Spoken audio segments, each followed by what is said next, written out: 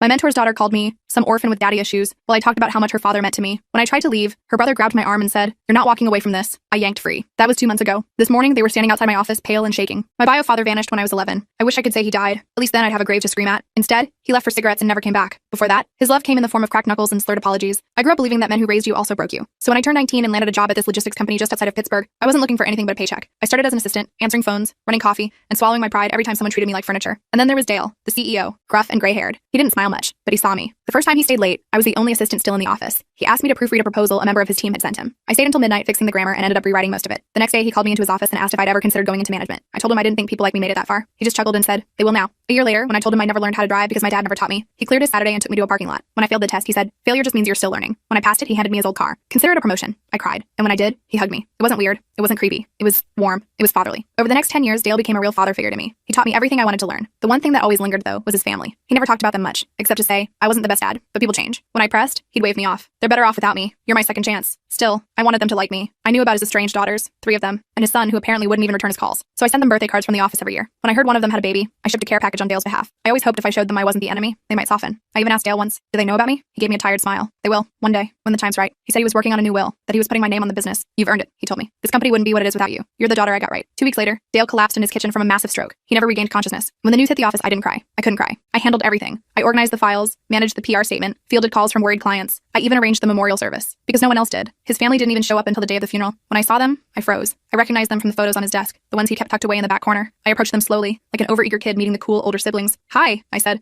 I was Dale's assistant, his COO, technically.